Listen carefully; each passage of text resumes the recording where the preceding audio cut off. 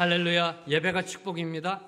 예배가 특권입니다. 예배가 은혜입니다. 예배를 통하여 여러분의 삶에 치유와 회복이 일어나게 되기를 선포합니다. 얼마나 감사한지요.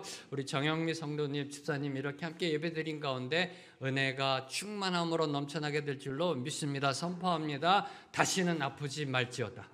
네, 다시는 아프지 말지어다. 예배함으로 나아갈 때 하나님의 터치가 임하고요. 예배함으로 앉은 자가 일어나고, 예배함으로 눈먼 자가 눈을 뜨고, 예배함으로 죽은 자가 살아날 줄로 믿습니다. 이 역사가 21세기 일어나는 생명의 길 교회가 되기를 선포합니다. 그런 교회 만들어 보자고요. 그런 교회 세워보자고요. 우리가 하나같이 하나가 되어 성령 충만함으로 나아갈 때 그런 역사가 일어날 줄로 믿습니다. 하나님은 동일하신 하나님이십니다. 성령님은 동일하신 성령님이십니다. 오늘 이곳에 임하십니다. 우리에게 달려 있습니다. 저와 여러분에게 달려 있습니다. 생명의 길 교회여 일어날지어다. 생명의 길 교회여 일어날지어다.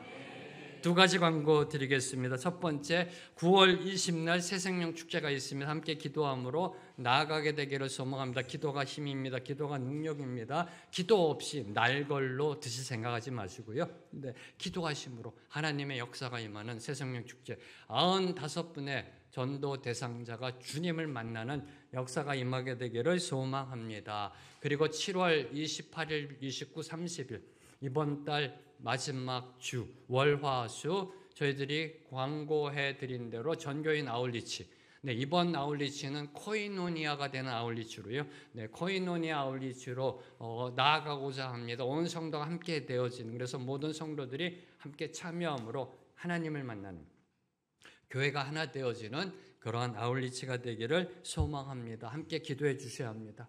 함께 기도함으로 우리 생명의 길교회 이 전교인 아울리치 가운데 성령이 임하셔서, 네, 성령이 임하셔서 저희 찬양했잖아요. 예수 믿으세요. 네, 예수 믿으세요. 그 믿는 것이 무엇인지 깨달아 알아 하나님을 찬양하게 되기를 소망합니다.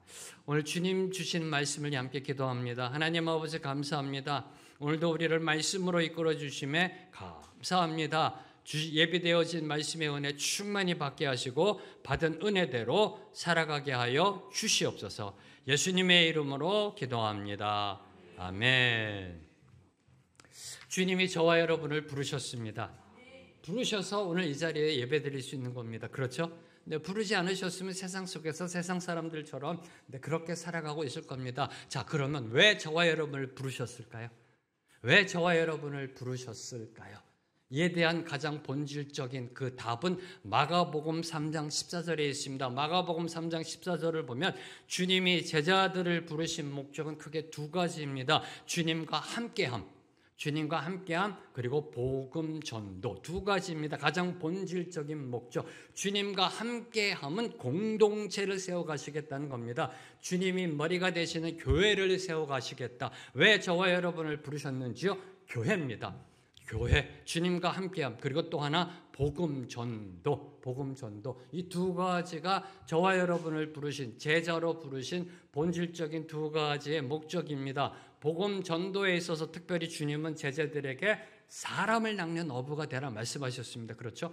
누구나 다 들어봤을 만한, 초신자가 아니고서는요, 이 말씀은 다 들어봤을 겁니다. 사람을 낚는 어부가 될 것을 말씀하셨습니다. 그리고 이제 그 말씀대로, 주님의 말씀대로 이제 제자들이 사람 낚는 어부로 세워져 감을 오늘 말씀은 보여주고 있습니다.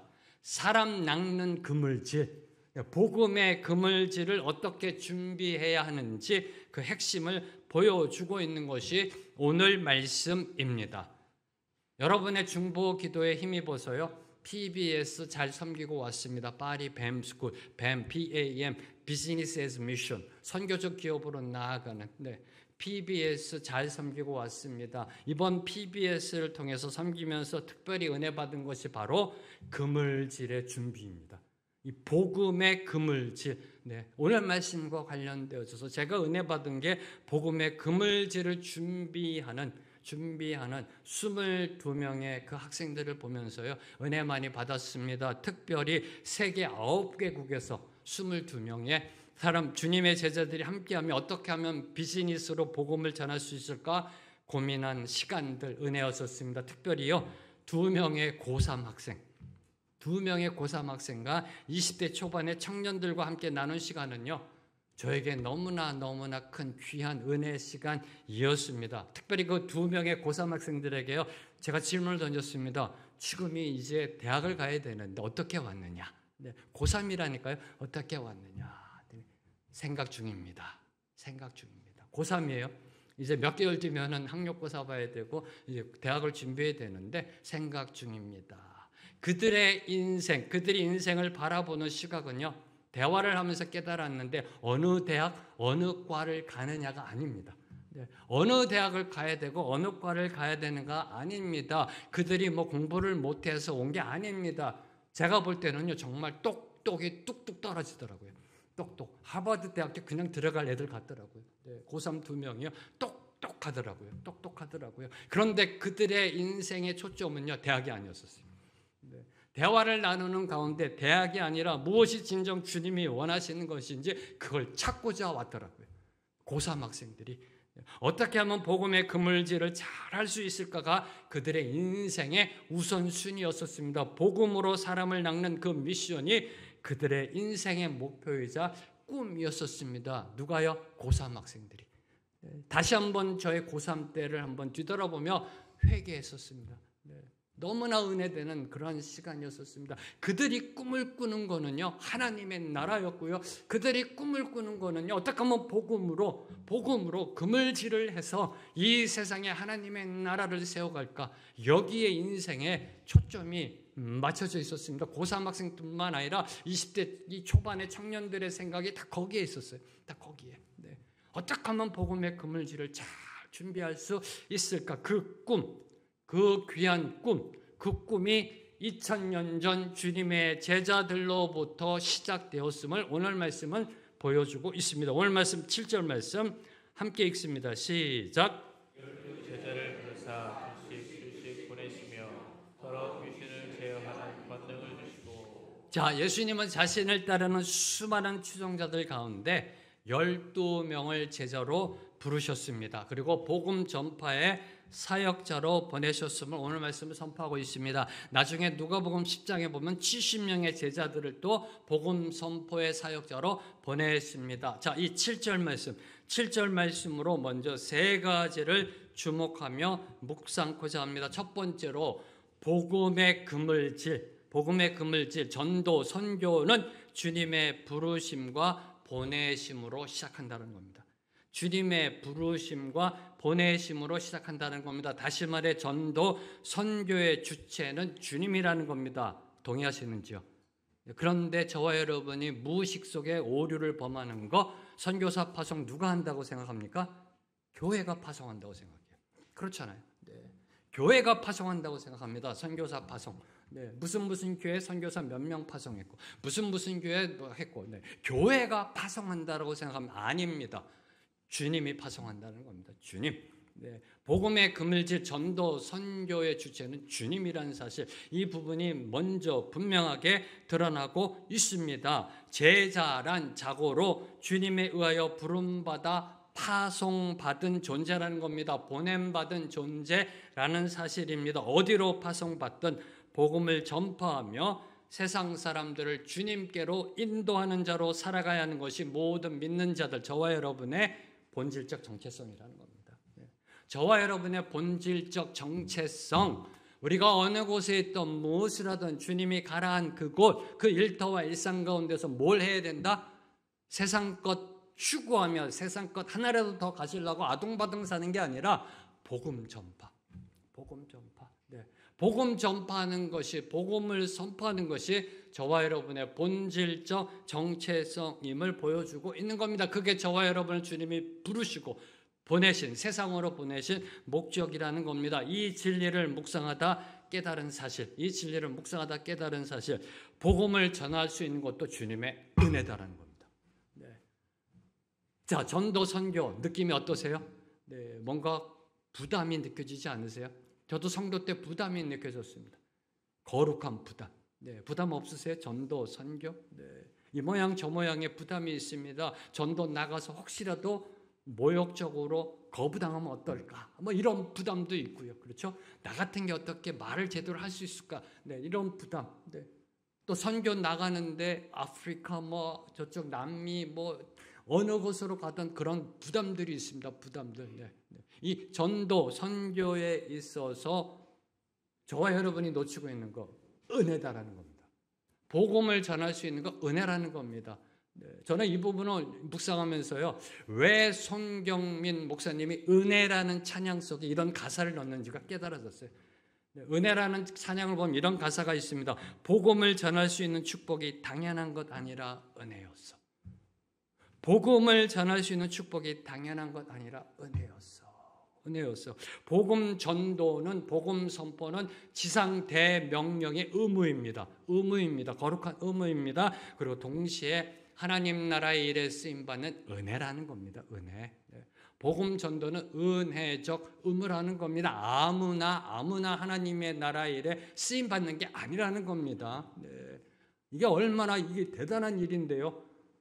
신의 일을 인간에게 맡기신 거라니까. 이게 얼마나 큰 은혜인지요. 이게 얼마나 큰 은혜인지요. 네.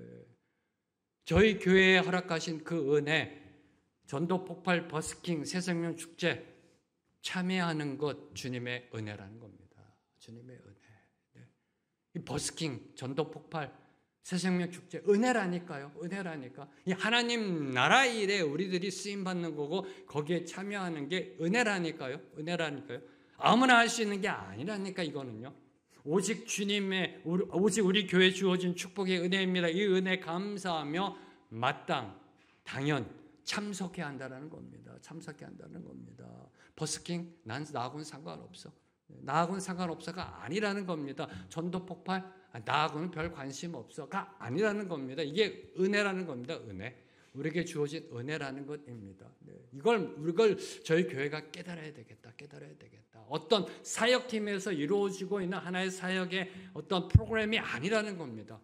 하나님의 은혜에 참여하는 것이라는 겁니다. 그리고 또 하나 기억해야 될 거, 복음 전파는 그래서 내가 편한 시간에 하는 것이 아니라는 겁니다. 내가 세상 살아가면서 이제 시간이 남으니까 지금 한번 하나님 나라를 위해 한번 써볼까가 아니라는 사실입니다.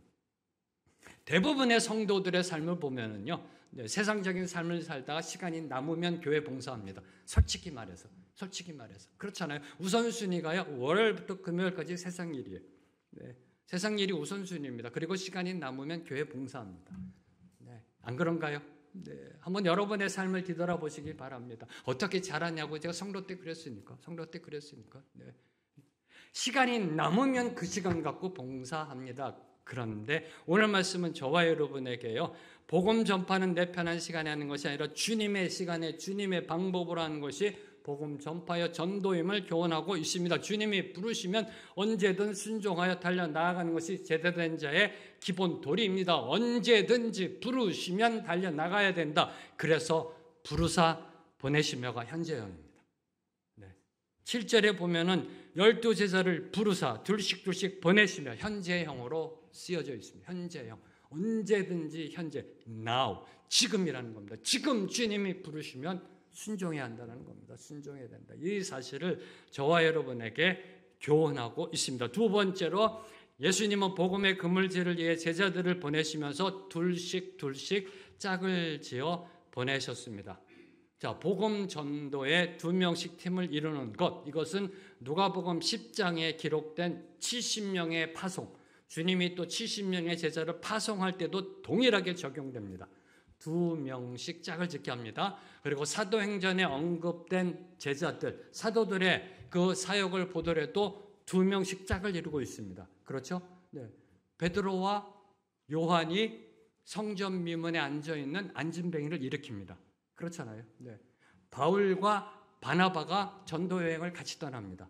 바울과 실라가 전도여행을 떠납니다. 이 2명씩 짝을 지어서 전도여행으로 나아가는 복음을 선포하는 것이 바로 2000년 전의 하나의 모습이었음을 보여주고 있습니다. 전 이 부분을 이렇게 보다가요, 네, 아주 엉뚱한 생각이 하나 들었어요.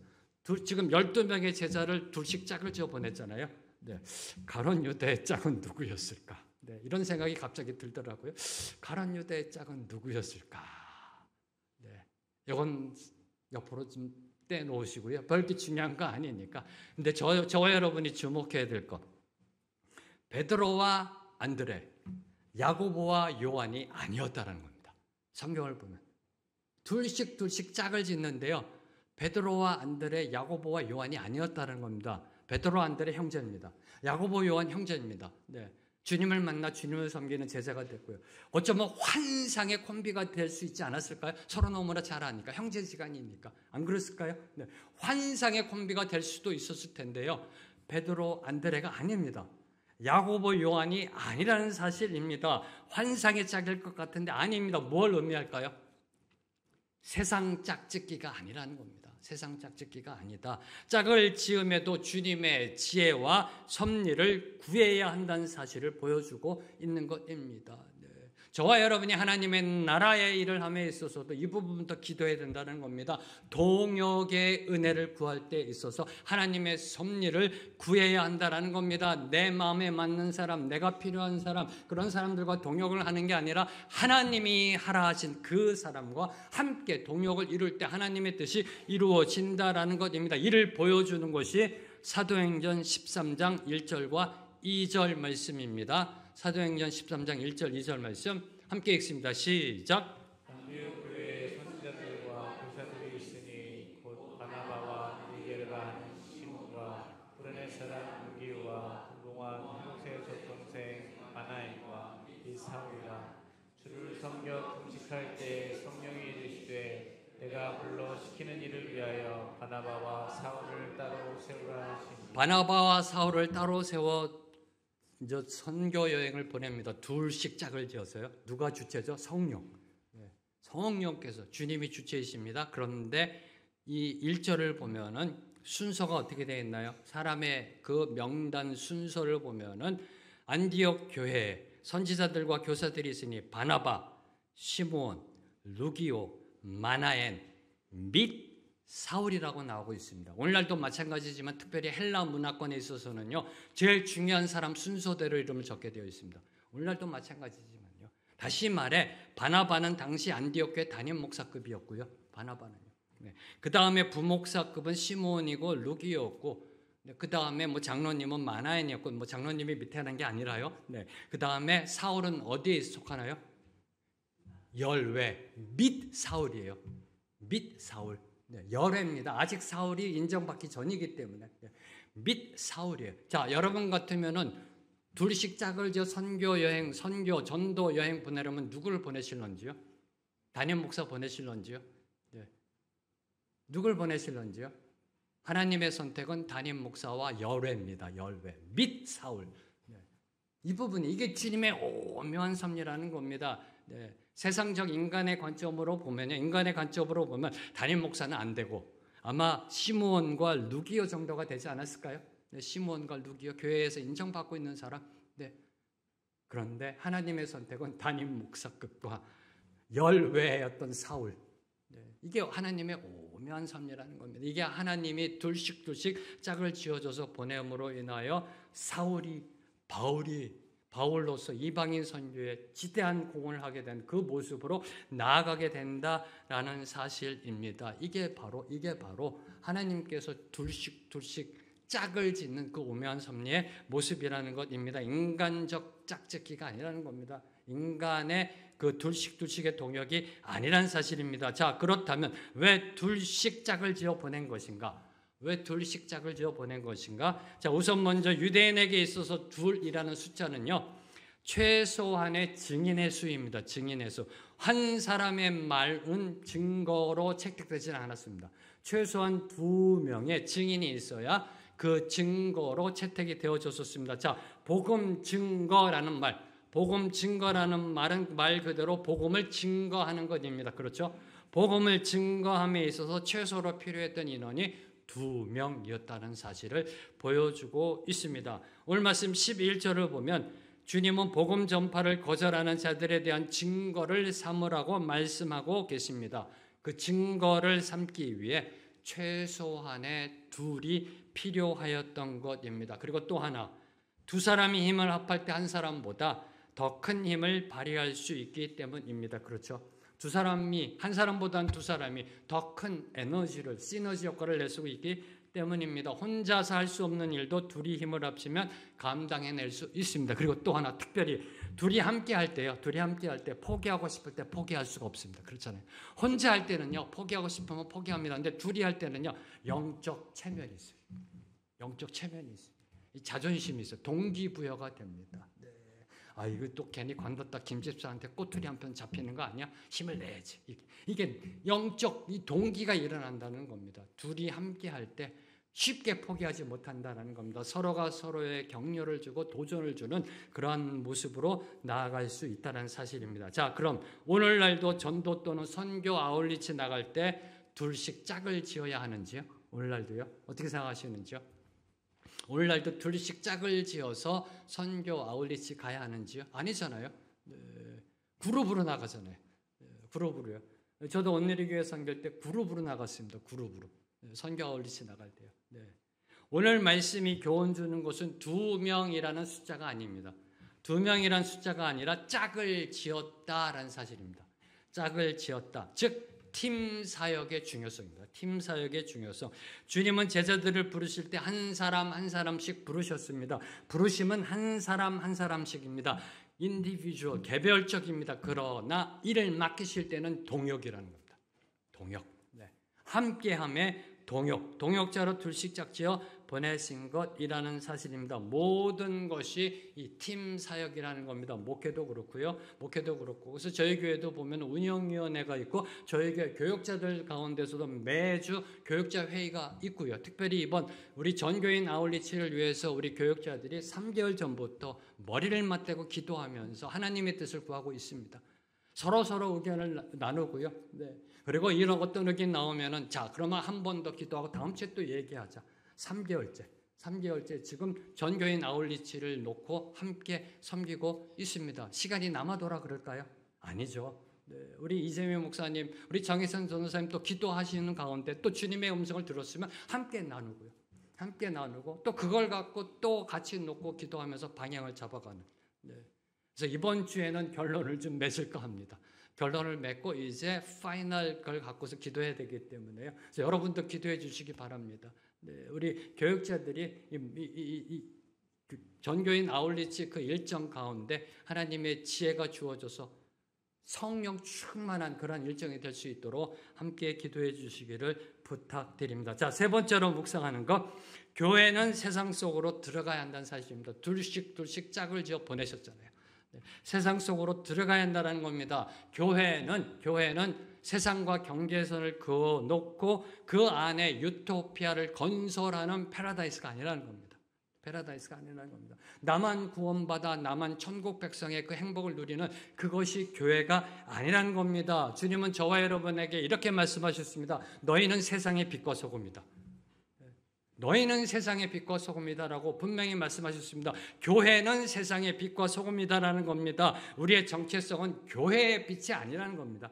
세상의 빛이고 저와 여러분의 정체성은 교회의 소금이 아니라 세상의 소금이라는 사실입니다. 주님이 분명하게 천명하셨습니다. 교회 안에 있으면서 교회의 빛이 되고자 하니까 서로 다툼이 있는 겁니다. 갈등이 있는 겁니다. 내 빛이 더 밝다, 네 빛이 더 밝다 하면서요. 네, 교회의 빛이 아니라 세상의 빛으로 나아가는 것, 이게 바로 교회의 본질적 정체성이라는 것입니다. 세상의 빛과 소금이 되어야 한다는 것이 아니라 not to become, but to be. 저와 여러분이 주님을 믿는 그 순간부터 저와 여러분의 정체성은 세상의 빛과 소금이에요. 네. 세상의 빛과 소금이 되라라고 말씀하신 적이 없어요. 저와 여러분은 본질적으로요, 세상의 빛과 소금이에요.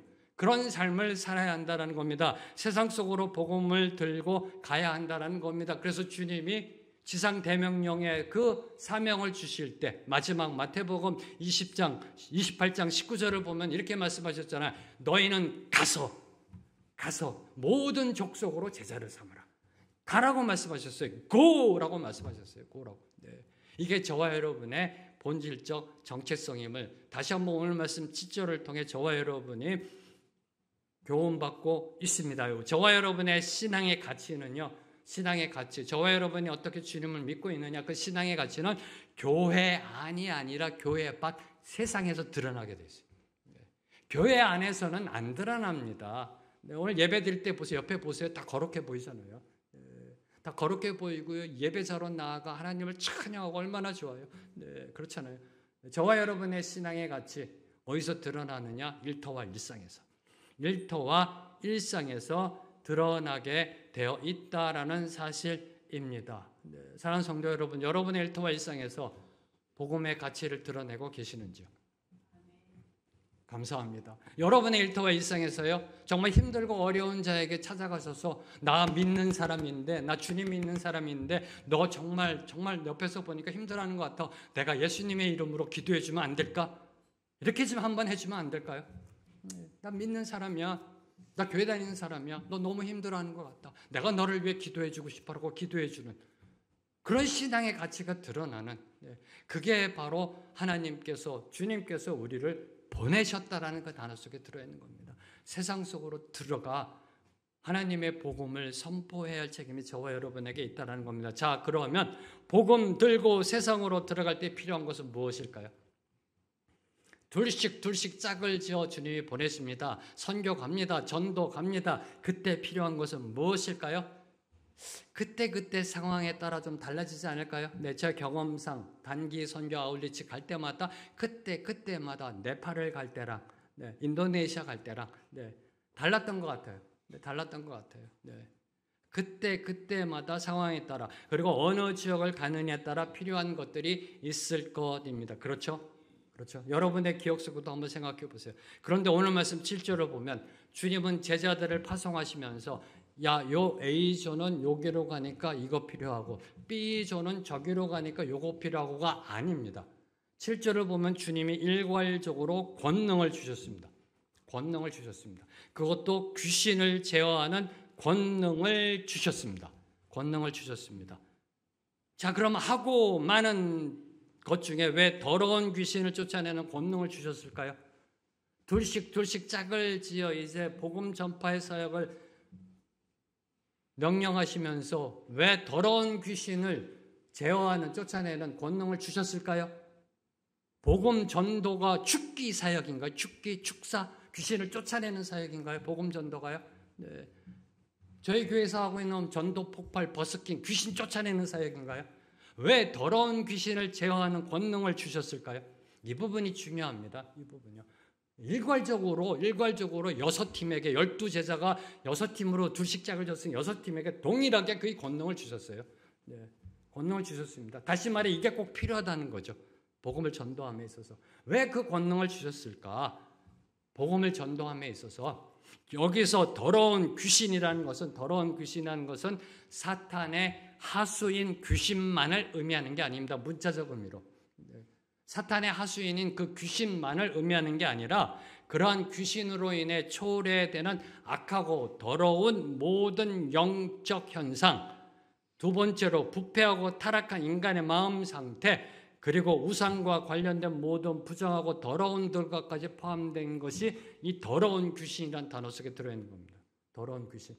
단순히 문자적으로 더러운 귀신, 사탄의 하수인만을 가리키는 게 아니라요, 그들로 인해 이루어지는 초래되는 악하고 더러운 모든 영적 현상, 그로 인하여 오염받는 우리의 마음, 그리고 특별히 세상 것을 쫓아 나아가는 우상을 숭배하는 이 타락한 이 모든 것들을 의미하고 있는 게 더러운 귀신한 이 단어 속에 들어가 있는 것입니다. 자, 이로 볼 때 주님이 더러운 귀신을 제어하는 능력을 주신 것, 그것은 바로 세상을 다시 거룩으로 정결로의 회복을 이루는 권능을 주신 겁니다. 더러운 귀신을 제어하는 권능이라는 것은요, 다시 이 세상을 깨끗하게 만들라는 겁니다. 다시 이 세상을 거룩하게 만들라는 겁니다. 다시 이 세상을 정결하게 만들라는 겁니다. 무엇으로요? 복음으로 세상을 거룩함으로 만들라라는 그러한 권능을 주신 겁니다. 이 권능은 모든 전도 선교에 반드시 필요한 절대 필수입니다. 어제나 오늘이나 내일 영원토록 2000년 전이나 지금 21세기나 동일하게 필요한 권능입니다. 이 권능은요, 더러운 귀신을 제어할 권능 없이는요, 복음 전도의 열매를 절대로 맺을 수가 없습니다. 그렇잖아요. 절대로 맺을 수가 없습니다. 자, 그럼 오늘날 교회를 보겠습니다. 돈도 있습니다. 돈도 있잖아요. 네. 조그만 교회들 말고 대형 교회들, 네. 선교 아울리치 가는 교회들, 돈도 있습니다. 사람도 있습니다. 조직도 있습니다. 네. 근데 왜 역사가 일어나지 않죠? 선교 아울리치 가서요. 네. 왜 주님의 권능이 임하고 있는가란 이 문제, 본질적인 문제에 대하여 고민하지 않기 때문입니다. 단기 선교 아울리치 나갈 때 이 더러운 귀신을 제어하는 권능에 대한 사모함이 있었느냐, 이 부분입니다. 더러운 귀신의 역사를 다스릴 권능이 있는가가 바로 문제라는 겁니다. 문제. 돈도 있습니다. 사람도 있습니다. 조직도 있습니다. 네. 그런데 더러운 귀신을 제어하는 권능이 있는가? 라는 질문을 저와 여러분에게 던지고 있습니다. 자, 이제 8절 이하를 보면요. 주님은 제자들을 파송하시면서 특별히 3가지의 지시를 내리셨습니다. 이 부분이 중요합니다. 자, 둘씩 짝을 져 보내시면서 3가지의 특별 지시사항을 말씀하셨습니다. 먼저 8절과 9절을 보면 여행을 위하여 지팡이 외에는 양식이나 배낭이나 전대의 돈이나 아무것도 가지지 말며 신만 신고 2벌 옷도 입지 말라고 명령하셨습니다. 어떻게 생각하세요? 어떻게 생각하세요? 솔직히 어떻게 생각하세요? 여러분의 마음으로 한번 답해 보시기 바랍니다.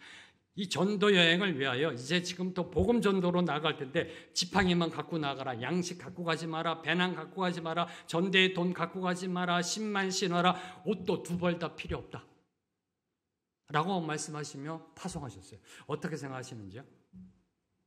자, 오늘날 누군가가 선교사로 파송받아 나가는데요, 선교지에 지팡이 달랑 하나 들고 나간다고 생각해 보세요. 어떻게 생각하세요?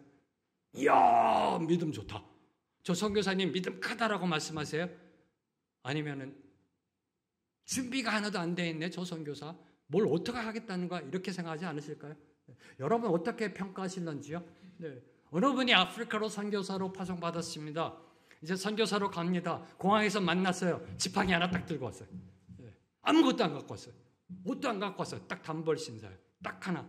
신발도 하나, 옷도 하나, 속옷도 그 입은 거 하나, 지팡이 하나 딱 들고 왔습니다. 어떻게 생각하실런지요? 여러분이 팀원이라면 정신 있어, 지금 뭐하고 있는 거야 당신, 그러지 않을까요? 무모하다라고 생각하지 않을까요? 이게 지금 주님이 명령하신 지시사항이라니까요. 자, 이 주님의 명령은요, 인간의 관점으로 볼 때, 특별히 오늘날 자본주의적 사고에 익숙한 우리 현대인들에게는요 전혀 이해할 수 없는 조치입니다. 그렇잖아요. 네. 이건 이해할 수 없는 조치예요. 받아들이기 힘든 조치입니다. 전도 여행이 아니라 무슨 극기훈련 같아요. 극기훈련. 해병대 입대하는 무슨 지옥훈련 같아요. 이게. 지옥훈련. 그런 느낌이 듭니다. 자, 그럼 주님이 왜 이런 조치를 내리셨는가라는 질문을 던져봐야죠. 네. 왜 이런 조치를 내리셨는가? 왜 이런 조치를 내리셨는가? 자, 이를 다시 질문하면 이 질문입니다. 여러분은 선교에 있어서 가장 중요한 것이 무엇이라고 생각하시는지요? 복음 전도, 선교에 있어서 가장 중요한 것이 무엇이라 생각하시는지요? 네. 오늘날 성도들이 선교하면 떠올리는 게 뭔지 아세요? 미전도 종족. 네. 어딘가, 어디로 가야 하나. 네. 그리고 단기 선교 아울리치. 네. 선교사로 파송받지는 않았으니까 이번 여름방학 단기 선교 아울리치 가야 되겠다. 그리고 또요, 선교 헌금. 그렇죠? 네. 특별히 이 돈 없이는 선교는 불가능하다라고 생각합니다. 오늘날이요. 돈 없이는 선교 불가능하다고 생각합니다. 그래서 선교 헌금이 별도로 책정되고 있습니다. 교회마다. 대부분의 교회 단기 선교 아울리치를 보면요, 헌금을 걷습니다. 헌금을 마련합니다. 그리고 물품을 모아 가지고 가서 그것을 전달하고 봉사합니다. 구제봉사, 의료봉사. 거기에는 선교헌금과 선교 구호물이 같이 들어갑니다. 이게 단기 선교 아울리치의 일반적인 모습입니다. 더 많은 헌금이 거치고 더 많은 물건을 거쳐서 거기 계신 분들에게 전달하고 그들을 섬기고 오면 이번 연도 선교 잘했다라고 생각합니다. 작년에 비해서 정말 잘 됐다라고 생각합니다. 이런 생각에 주님께서 세상 것 의지하지 말고 오직 하나님만을 의지하라라고 말씀하신 겁니다. 이런 생각에 하나님이 찬물 쫙 끼우신 거예요. 세상 것 의지하지 말고 하나님만을 의지하라고 말씀하신 것입니다. 복음의 그물질, 전도, 선교란 오직 하나님의 능력과 은혜로 되는 것이지 인간의 수단이나 공로 심지어 물질로 되는 것이 아니라는 것을 제자들로 하여금 체험적으로 깨우쳐 알게 하기 위함입니다. 제가 만난 2명의 고3 학생들, 2명의 고3 학생들, 그들의 복음의 그물질은 좋은 대학 가가지고 세상에 으뜸이 돼서 세상에 복음을 전하고자 하는 그런 모습이 아니었다는 거예요. 인간의 능력이나 인간의 공로나 인간의 물질이 아니라는 겁니다. 하나님만을 붙잡으려 하는 그 고3 학생들의 그 눈빛 아직도 잊을 수가 없습니다. 하나님만을 의지하는 복음 전도에 있어서 한번 생각해 보세요. 여러분이 여러분의 자녀들 기도 어떻게 했나요? 공부 잘해라. 공부 잘해야 하나님께 영광 돌릴 수 있다. 이왕이면 수석해라. 좋은 대학 가야 된다. 좋은 대학 가서 직장 가서 일찍 승진해야 밑에 있는 사람들 복음 먹으러 하고 예배도 드릴 수 있는 거 아니냐. 파워가 있어야 된다. 이렇게 생각하지 않으셨는지요? 여기에 하나님이 찬물을 다 끼얹으신 거예요. 복음 전도 선교는 인간의 능력을 하는 게 아니라는 겁니다. 이걸 고3 학생들은 제가 만난 PBS 고3은 이걸 깨달은 거예요. 이걸 깨달은 겁니다. 하나님이 원하시는 게 뭔지, 내가 어떻게 하는지 그 답을 찾고자 왔던 겁니다. 그 답을 찾고자. 한마디로 하나님은요, 주님은요, 이 명령을 통하여 복음의 야성을 회복하라고 말씀하신 겁니다. 복음의 야성이요. 타성에 젖은 선교가 아니라, 타성에 젖은 세상적 방법대로의 선교가 아니라 하나님의 능력을 전적으로 의지하는 이 야성을 회복하라는 것입니다. 이 야성이 있어야 주님의 그 어떤 명령에도 순종할 수 있습니다. 이 야성이 없으면요, 하나님이 주님이 만약에 여러분에게 선교하라, 전도하라 라고 말씀하시는데 아무것도 갖고 가지 마라, 돈도 갖고 가지 마라, 단지 지팡이 하나 들고 가라 그러면 이 야성이 없으면 여러분 어떻게 한 줄 아세요? 내가 잘못 들었나? 하나님은 그러실 분이 아니야. 뭐 이러면서요. 야성이 있어야 그 어떠한 주님의 명령에도 절대 순종함으로 나아갈 수 있습니다. 사랑하는 성도 여러분, 기억하십시오. 교회는요, 유람선이 아닙니다. 교회는 유람선이 아닙니다. 전투함입니다. 전투함. 복음 전파 사역을 감당함에 있어 갖추어야 할 것은 하나님만을 의지하는 믿음, 이 믿음으로 나아가는 전투함이라는 겁니다. 이를 깨달은 사도 바울께서는 이렇게 고백하셨습니다. 고린도후서 1장 8절 9절 말씀. 함께 읽습니다. 시작. 형제들아, 우리가 시에서 당한 환난을 너희가 모르기를 원하지 아니하노니 힘에 곁도록 심한 고난을 당하여 살 소망까지 끊어지고 우리는 우리 자신이 사형 선고를 받은 줄 알았으니 이는 우리로 자기를 의지하지 말고 오직 죽은 자를 다시 살리시는 하나님만 의지하게 하십니다. 놀라운 고백 아니에요? 놀라운 고백 아니에요? 아마 여러분 모두 이런 고백하실 겁니다. 믿습니다. 근데 저는요, 자신 없어요. 목사인데 자신 없어요. 생각해보세요. 다시 읽습니다. 아시아에서 당한 환난, 힘에 겹도록 심한 고난, 살 소망까지 끊어지고 우리는 우리 자신이 사형 선고를 받은 줄 아는 이 고난, 고통. 어마어마한 고통입니다. 이게 복음 전함에 있어서요. 너무나 힘든 고통, 이 핍박, 학대, 매질, 이걸 당한 거예요. 이걸 당하는 가운데 사도 바울이 깨달은 거, 이를 통하여 하나님만을 의지하라는 하나님의 배려다라고 고백하고 있는 겁니다. 이런 고백이 나올 수가 있을까? 어떻게? 하나님이 나에게 이런 고난 주는 거 오직 하나님만을 붙잡으라는 은혜다라고 고백하고 있는 겁니다. 하나님만을 붙잡아라. 하나님만을 의지하라. 복음 전함에 겪은 수많은 고난, 위험도 전적으로 하나님만 의지하도록 하기 위한 하나님의 배려였다라고 고백하고 있는 것입니다. 하나님이 주시는 능력, 하나님이 주신 은혜로만 하나님의 나라를 세워갈 수 있기 때문에 사도 바울께서는 이 진리를 깨달으시고 이런 고백을 하게 되었던 것입니다. 오직 죽은 자를 다시 살리시는 하나님만 의지하게 하심이라. 하나님만 의지하게 하심이라. 사랑하는 성도 여러분, 여러분의 삶 가운데 혹시 해결되지 않은 너무나 힘든 시련과 고난이 있을런지요. 육신적으로, 정신적으로, 경제적으로, 가정적으로 자녀들의 삶 가운데 선포합니다. 그것을 통하여 오직 하나님만을 의지하게 하려 하는 하나님의 배려라는 겁니다. 하나님의 은혜라는 것입니다. 자, 다음으로 주님의 두 번째 지시는 10절입니다. 10절. 어디서든지 누구의 집에 들어가거든 그곳을 떠나기까지 거기 유하라라고 지시하셨습니다. 자, 이는 9절에서 말씀하신 것에 대한 또 하나의 이유이자 해답이기도 합니다. 9절에서 말씀하신 것에 대한 이유이자 해답입니다. 무슨 말이냐고요? 자, 우선 먼저 어디서든지 누구의 집에 들어가거든 주님이 말씀하십니다. 어디로 가든지 누구의 집에 들어가거든. 들어가거든. 자, 이는 제자들이 어디를 가든지 그들이 머물 집이 있다는 사실을 전제로 말씀하신 것입니다. 집을 들어가잖아요. 들어가거든. 다시 말해 주님은 제자들이 어디를 가든지 그들을 환대할 곳이 있음을 미리 내다보시고 이러한 말씀을 하신 것입니다. 앞서 주님은요, 제자들을 파송하시면서 돈 주머니는 물론 두 벌의 옷조차 가지고 가지 말라라고 지시하셨습니다. 선교비를 두둑히 주시기는커녕, 황 목사 가다가 좀 피곤할 때 좀 써 하면서 좀 뚝뚝히 선교비 주시기는커녕, 아무것도 가지고 가지 말라 명하셨습니다. 그 이유가 바로 그들이 어디를 가든지 머물 곳이 이미 예비되었기 때문이라는 사실입니다. 예비되었기 때문입니다. 그 예비된 장소가 어느 곳이든 그곳으로 가야 합니다. 반드시 가야 합니다. 왜요?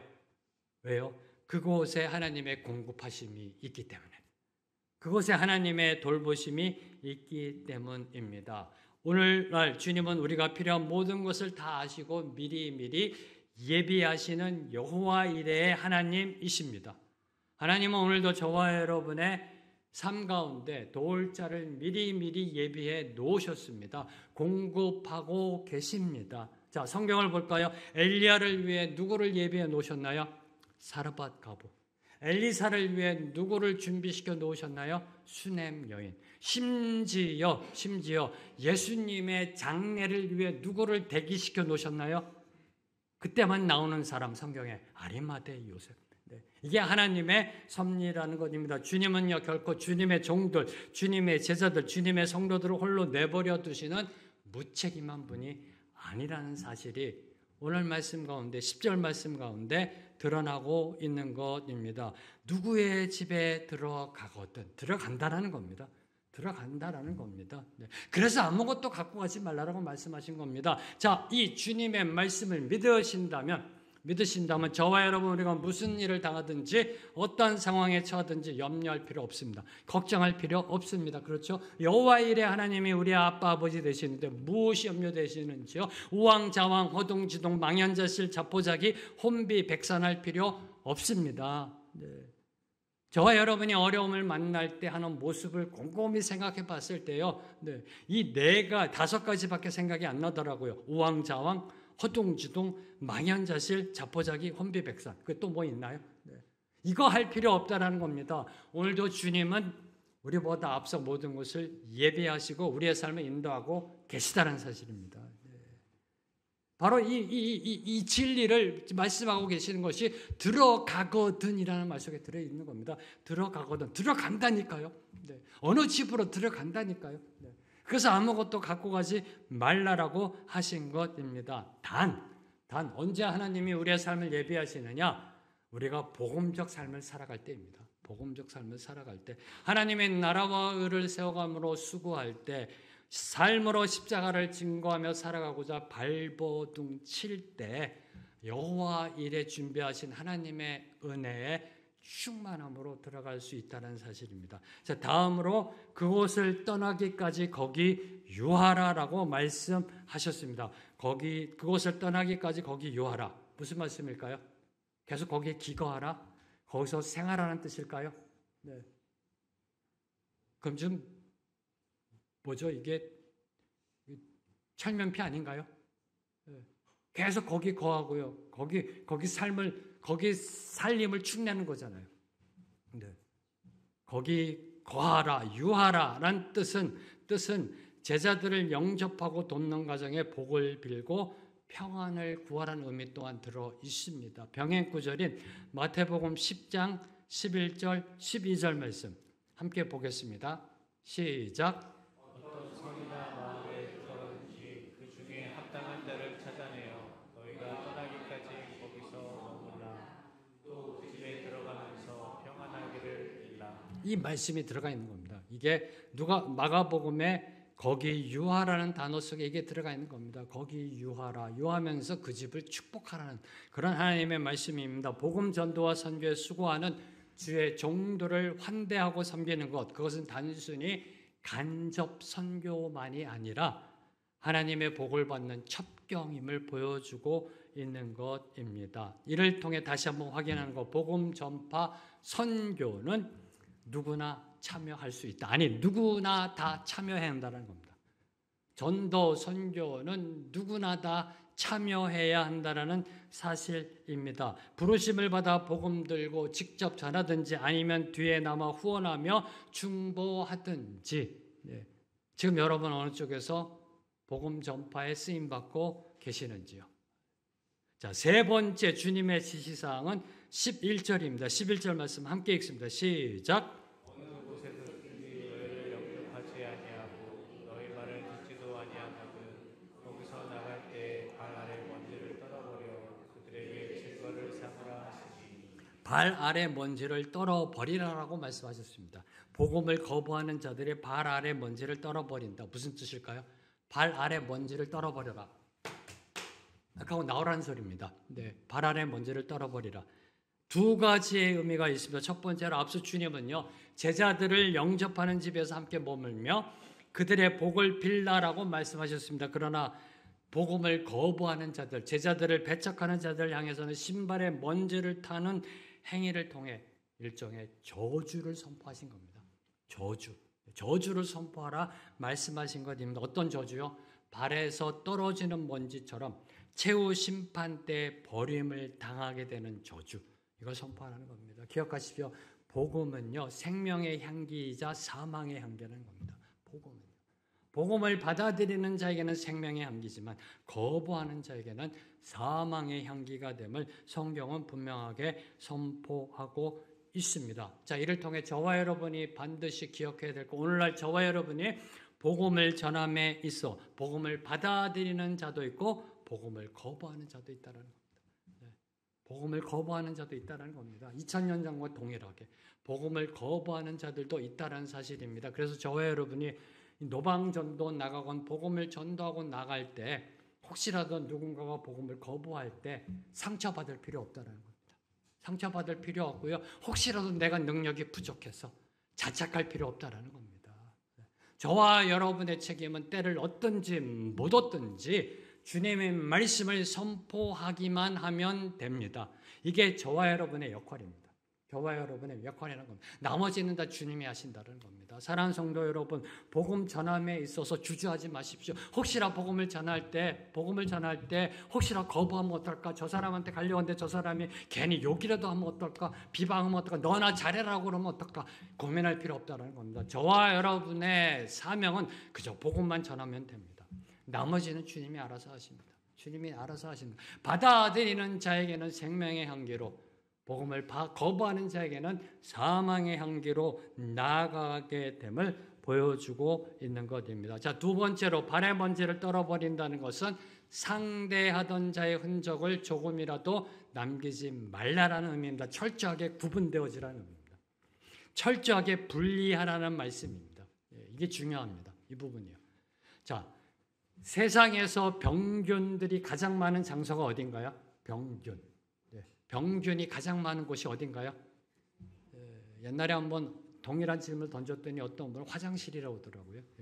병균이 가장 많은 장소? 병원입니다. 병원. 온갖 병을 지는 이들이 모인 종합병원의 공개성에는요, 각종 병균들이 득실거린다고 합니다. 그렇죠. 온갖 병 걸린 사람이 다 모이는 곳이 종합병원이잖아요. 그래서 의사, 간호사들을 보면은 마스크를 꼭 착용하고 있어요. 혹시라도 병원균에 감염될까 수시로 소독합니다. 손을 씻습니다. 마찬가지로 영혼 구원을 위해 복음 전하는 장소, 그 장소가 역설적으로 사단의 어두움이 가장 크게 역사하는 곳이라는 겁니다. 죄악의 온갖 균들이여 바글바글거리는 곳이요, 영혼 구원의 현장입니다. 참 이 역설적으로요, 복음이 전파되는 곳, 선교 현장에 거기에요 온갖 죄악의 균들이요 드글드글한 것이 바로 전도의 현장입니다. 하나님의 역사가 강하게 일어난 곳에는요, 사단의 죄악 권세도 강하게 요동치기 마련이라는 겁니다.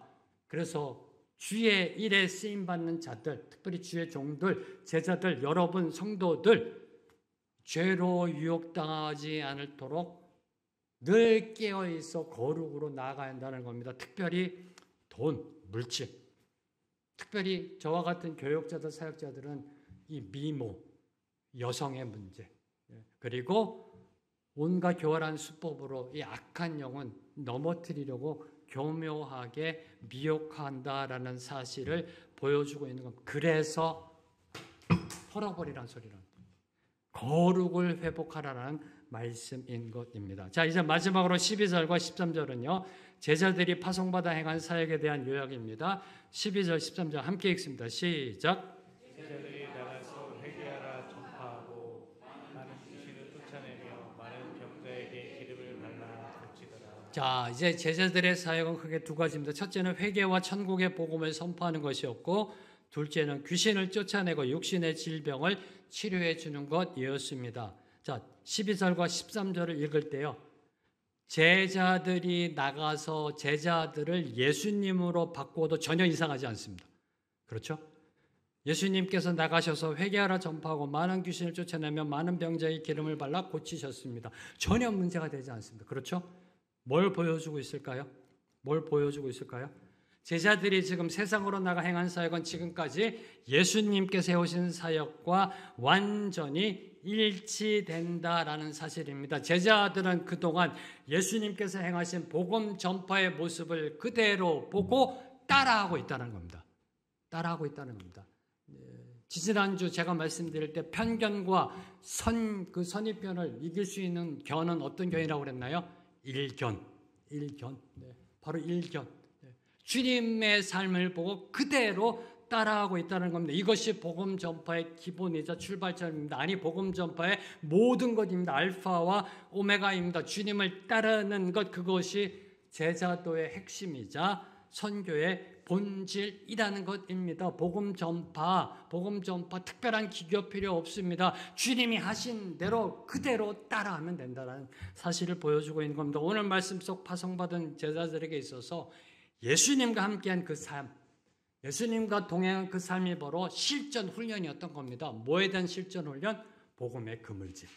실전 훈련이었던 겁니다. 예수님이 하시는 사역을 직접 눈으로 보며 배운 것이 제자 훈련이자 선교 훈련이었던 것입니다. 오늘날 21세기 교회가 놓치는 게 바로 이 부분입니다. 오늘날 교회가 선교사님들을 파송할 때 일정 기간 훈련 과정을 거칩니다. 교회마다 훈련 과정이 있습니다. 선교 단체마다 훈련 과정이 있습니다. 그 훈련의 핵심이 무엇인가요? 뭘 가르치고 있나요? 뭘 훈련시키고 있나요? 현지 언어, 문화, 선교 방법, 전략 중요합니다. 중요하죠. 그런데 그보다 더 중요한 게 무엇일까요? 하나님과 동행하는 법. 하나님과 동행하는 법. 오늘 제자들이 나아가서 복음 전도의 사역을 이룬 모습은 예수님이 하신 그대로의 모습이었어요. 이 부분이 오늘 21세기 선교 전도에서 놓치고 있는 겁니다. 뭘 중시 여기느냐? 현지 언어, 문화, 선교, 전략, 방법 이런 것에 아니요. 하나님과 동행하는 법, 하나님을 따르는 법, 이것을 놓치고 있다라는 사실을 저와 여러분에게 교훈합니다. 자, 이제 마지막으로 주목하는 것. 제자들이 행한 사역의 순서를 보면요. 먼저 회개의 복음을 전파합니다. 그 다음에 귀신을 쫓아내고 병자들을 치유하였습니다. 뭘 의미할까요? 전도, 선교 현장에서 구제봉사, 의료 사역보다 앞서야 되는 게 무엇이다? 복음 전파라는 겁니다. 복음 전파. 네, 복음 전파. 네. 이 부분 또한 오늘날 21세기 단기 선교 아울리치에서 간과되고 있는 부분 중에 하나입니다. 구제 사역, 의료 사역이 먼저 나아가고 있는 모습입니다. 아니요, 이보다 먼저 앞서야 되는 거 복음이 우선적으로 선포되어야 한다는 겁니다. 복음이 전파될 때 그 말씀의 은혜가 임할 때 회개가 일어납니다. 회개가 일어납니다. 네. 왜요? 말씀이 임하고 말씀이 나의 삶을 칠 때요, 나의 못난 모습, 못된 마음, 형편없는 나의 삶의 모습들이 보이기 때문입니다. 내 들보가 보이기 때문입니다. 그래서 어떻게 되나요? 다시 거룩으로, 다시 정결로, 다시 십자가의 보혈로 돌아가게 된다는 겁니다. 그래서 복음이 먼저 선포돼야 됩니다. 말씀이 먼저 선포돼야 한다라는 사실입니다. 말씀이 선포되고 회개가 일어날 때, 그때 성령의 역사가 일어납니다. 성령의 역사가 일어나 귀신들이 쫓겨 나아가고 각종 질병들이 치유되는 역사가 일어나게 됩니다. 이 역사가 오늘 저와 여러분 우리 생명의 길 교회에 충만하게 임하게 되기를 기도합니다. 오늘 말씀을 맺겠습니다. 구약의 선지자 예레미야는요, 하나님의 말씀대로 유다의 멸망을 예언한 탓에 온갖 순환과 핍박을 받았습니다. 차라리 태어나지 않았으면 좋았을 것이라 한탄하며 힘들어하였습니다. 정말요. 자기 조국이 멸망할 것이라는 예언을 하고 있는데 얼마나 힘들었겠어요. 하나님의 말씀을 전합니다. 너무나 힘들었습니다. 그럼에도 불구하고 하나님의 말씀의 선포를 그만둘 수가 없었습니다. 이 예레미야 선지자는요, 그 선포를 그만둘 수가 없었습니다. 왜요? 예레미야 20장 9절 말씀, 내가 다시는 여호와를 선포하지 아니하며 그 이름으로 말하지 아니하리라 하면 나의 중심이 불붙는 것 같아서 골수에 사무치니 답답하여 견딜 수가 없다. 너무나 힘들어서 이 말씀 전하기 정말 싫다. 이제는 전하지 않겠다라고 결단하면 나의 중심에서 불붙는 것이 일어나 골수에 사무치니 답답하여 견딜 수가 없다. 이 열정. 네. 하나님의 복음을 전하고자 하는 이 강렬한 열정이 생명의 길교에 충만하게 임하게 되기를 선포합니다. 복음을 증거하지 않으면 견딜 수 없는, 간절한 열망이 저와 여러분의 인생의 중심에서 힘차게 일어나 복음의 그물질을 하는 저와 여러분의 되기를 주님의 이름으로 축원합니다. 함께 찬양함으로 나아갑니다. 전능하신 나의 주 하나님은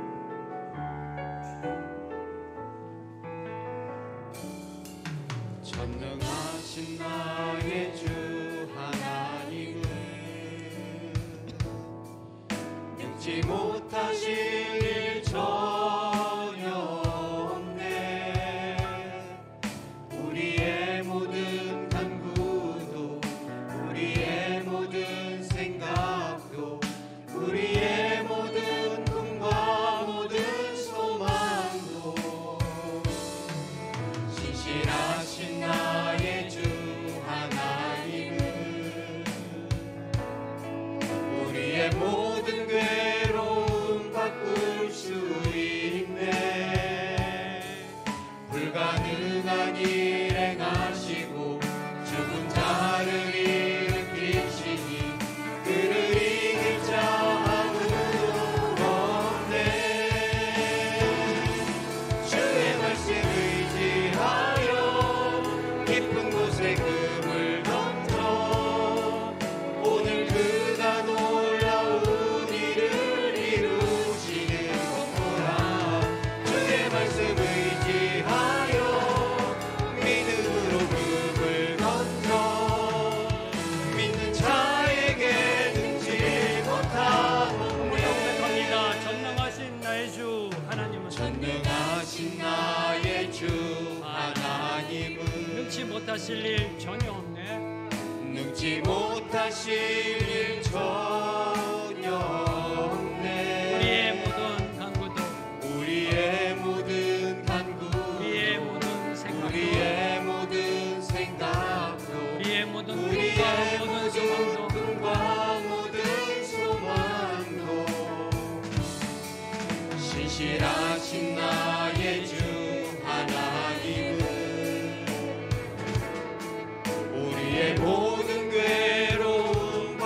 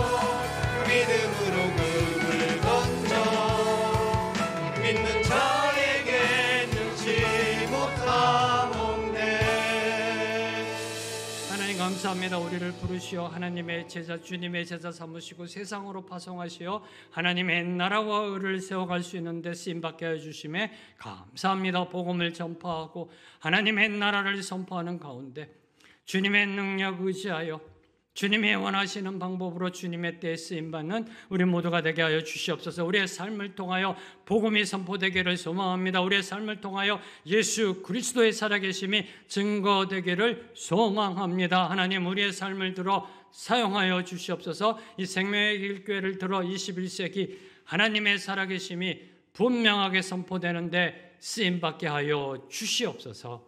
예수님의 이름으로 기도합니다. 아멘. 이제 다 함께 일어나셔서 주님 앞에 봉헌하시겠습니다.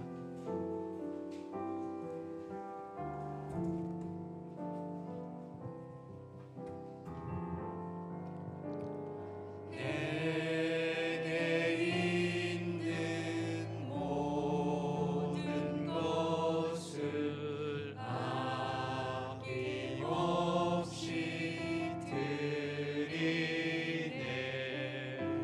사랑하고 의지하며 주만 따라 살리라.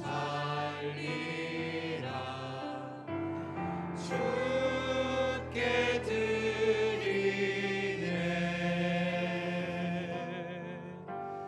주께 드리네.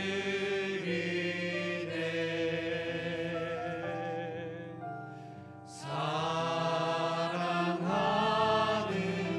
구주 앞에 모두 드리네.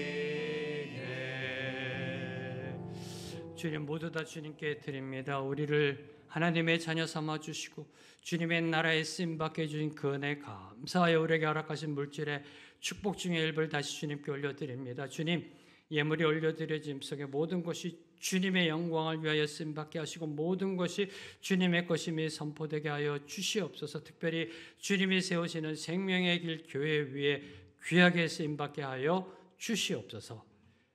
이제는 우리 주 예수 그리스도의 은혜와 하나님 아버지의 무한하신 사랑과 성령님의 교통하심이 오늘 주신 말씀 붙잡고 세상으로 들어가 복음 전하기로 결단하는 주님의 모든 백성들 위해, 주님의 교회와 선교사님들과 이 나라 이 민족 위에 지금부터 영원토록 함께 하시길 간절히 축원합니다. 아멘.